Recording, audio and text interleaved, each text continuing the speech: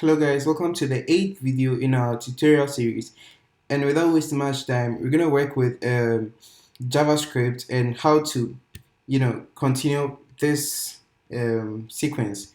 Alright, so we ended here where we added the jQuery file to the HTML page. So what we're going to do next is to create another JavaScript file, which we'll use to send the information from the inputs, okay, to a PHP file. So how do we go about that? Okay, first let me correct something. This should end with a less greater than sign. Then okay, this is the right way to do this. All right, let's get started. Save and create a new page. All right, then type function. All right, so we're going to create a function. A function is just something which is like a in JavaScript and other programming languages, functions are able to perform a specific task, okay, as long as you run just one word. Okay, so the name of the function is validate. We're going to name it validate. You can name it valid or validate, anyhow you want to name it. So with running just one word called validate, it's going to do everything inside this thing that we asked it to do. All right. So to test our function to see whether it is working, we're just going to show an alert. All right, and maybe the alert says hey. Okay, so save it as validate.js inside your JavaScript folder. So find the JavaScript folder and save your file in the JavaScript folder. All right, so save. Then come to the index.php and add another script line. Note that the second script line should come after the jQuery and not before the jQuery. All right, text slash JavaScript. Then the source should be js slash what is the name of our file, validate.js. all right, so we've included our file in the HTML. So whenever I click on button, what should happen? So there is an attribute in button which you can use called onClick. So when you run the onClick, what should happen? Validate. That is why functions are important. So by writing all this code that we're going to write inside a function, you can call the functions function by just one word called validate. So let's test it. So by clicking on sign in, our page should show us an alert which is hey. So let's test it to see. So click on shift and refresh. All right, so let's click on sign in and it says hey. So this is called an alert. All right, so that means our function is working. So what next we should do is get the inputs from the email and password. All right, once we click on sign in and send it to a PHP file. Okay, so how do we get the inputs? All right, how do we get the inputs? You can clean the alert. So there's how we're going to get the inputs. All right, we're going to call the values. We're going to fetch the values from the inputs by giving them IDs. So IDs are like tags or are like marks you give to elements in HTML which make them unique. So if I give this an ID of email, okay, that means that there is no HTML tag or anything which can have the same ID. All right, so I'm going to give this ID as email and this ID as password. All right, so whenever I click on validate, the JavaScript function should get email, all right, and also get password. All right, so this is how to get the email and password. You bring a $sign and you bring your brackets and you type in the brackets two strings, two quotation marks, and you bring a hash. Okay, the hash refers to ID. Okay, now we've called this, you have to store this inside a variable. So variable email is equal to email and variable password is equal to password. All right, so let's display our variables to see if they're actually fetched. So let's alert again, email plus password, to see if they are actually fetched. So refresh your browser again, so that if you don't refresh your browser, you won't see the JavaScript changes. And also, for consistency, whenever you're refreshing, add a shift, press on a shift before you press on the key. So let's type in maybe penkra.emmanuel@gmail.com. mail.com, and password is y. So let's click on sign in. Okay, so it's able to fetch our info and our password. All right, so now we're gonna send those two credentials to the PHP file. So come again to brackets and create a new file, Command N or Control N. Okay, and save the file as before you can save the file, you have to enter a character in the page. Save the file as maybe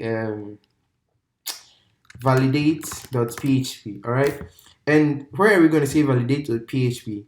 You can save it directly into your domain, but then because you're going to create so many PHP files, I don't want us to save it directly into our domain. So let's come back and create a new folder called maybe PHPs. All right, so this is where we're gonna make our PHP. All right, this one is going to save all our PHP. So you save it inside the PHP. Okay, so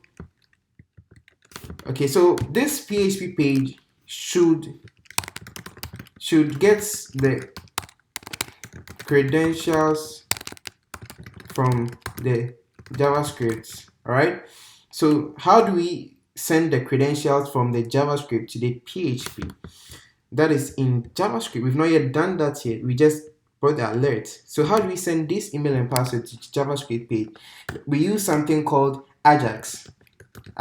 Okay, Ajax is from the jQuery library, and you can also bring out Ajax in the normal JavaScript language. But then with jQuery, Ajax is very simple to write. So how do you write an Ajax to send it from the JavaScript to the PHP? You bring your $sign, all right, then you bring your dot, then you bring your post. All right, so once you bring your post, you bring two brackets, closing and opening brackets, then you come inside the brackets. The first thing you specify is where is the PHP, or where is the file that I'm sending the credentials to. And where can we find the file? Is in something called PHP, all right? So you type PHP, and inside PHP, what is the name of the file? Validate.php, sorry, validate.php. Then you bring a comma. Then afterwards, the next question is, what are we sending to this file?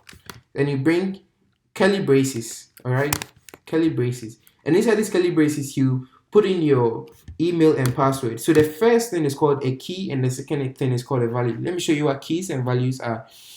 Okay, so keys and values are such that the key is the name which you use to get the value. So every key is same. That means that this email never changes in our code, but whatever the user will type into the email field is the value. So we will use this email key to get the email value. Okay, so inside the PHP, we'll use the email key in the PHP to get the email value from the JavaScript. So you type email, then you bring a colon, then you also type email. So the first part of this is the key.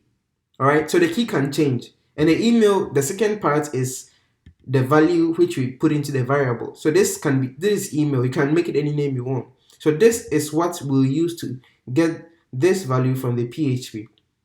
This value from the PHP. So we're sending two things. You're sending email, and you bring a comma, and you're sending the password. You can use pass. Okay, so you're sending the password. I showed you that the first one is the key, second one is the value. So this is a variable with a value, and this is the key we'll use in the PHP to fetch it. Then after you have done, you bring a comma. So now I'm sending email and password to validate. What is the last thing we need?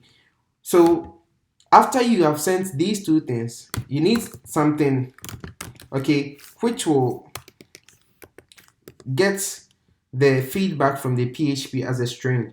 So the PHP will return something, right? I told you that from the JavaScript to the PHP does all this work and returns back to the JavaScript. So the JavaScript gets this in a variable, a string variable called we can name it any name we want, but then let me call it message. Okay, so MSG stands for message in this sense. All right, so we will alert anything the PHP tells us. Okay, so we are sending, so we are done with the Ajax call. Very simple. That is all because of jQuery. There you can write these short lines for a lot of things to be done. So we are sending email and password to PHP with a key email and pass, and we are getting whatever the PHP returns into message.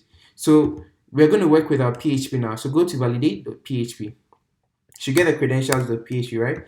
So PHP is also a different language. So I've shown you guys HTML, CSS, JavaScript, PHP, and MySQL. Now we're going to work with PHP.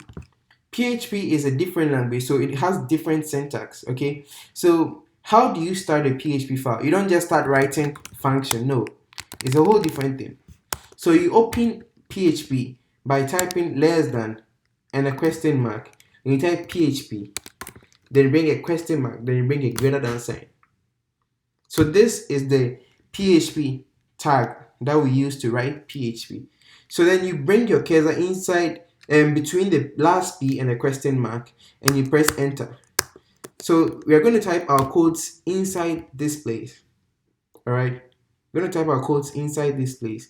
If you type your code outside the PHP, it is rendered as HTML. Please note that PHP needs the tags, even though the file is .php, right? You realize that the index file is also .php, but then because there are no tags that is around this thing, it is rendered HTML. That is the same way this file will be rendered HTML if you don't bring the tags. Okay, so we're going to work with PHP now, and we are going to get the email, okay, and we're going to also get the password. All right, so how do we get the email and password? Okay, so when you come back to the JavaScript validate file, after the dollar and I brought the dots, I brought something called post. So that means that the JavaScript is sending these two things by post to this file. Okay, so I know maybe some of you might have heard post and get. All right, let me quickly explain the differences between post and get. Post sends the message not through the URL. Get sends it through the URL. So let me show you an example. If I have Schoolbase, for instance, all right, Schoolbase, all right, then this credential page, for instance, I click on login. This thing sends is through the JavaScript to the PHP and returns whatever from the PHP to the JavaScript, and JavaScript manipulates it. The reason why we don't see anything going on, we don't see anything attached to the URL, is because send it by post. So when you click on login, it's able to quickly go and come back because it's not sending anything through the URL. But however, when you log in, okay, when you log in and you go to terms, for instance, and I click on classes, it sends the class ID through a get to the PHP page called classes. So this is the message it sends. This is the key and this is the value. But then this time it is through get and not post. If it was through post, it wouldn't show up here.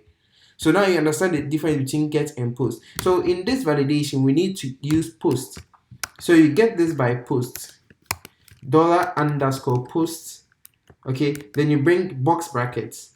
Then inside the box bracket, you bring two quotation marks. Then you type in your key. So what is the first email key? It is called email. So email. And password, you bring the same thing. What is the key for the password? It is called password. All right, then password. So let's echo something to show that yes, we've actually gotten the email and password into this page. So you're going to return something to the JavaScript, and the JavaScript will receive it as a message and it will alert it out. So the key to the code to return something from PHP is called echo. So you're going to echo something like maybe, yes, PHP has received it. All right, then we are going to add email, then maybe password, then password. Okay, so it will bring, yes, PHP has received it.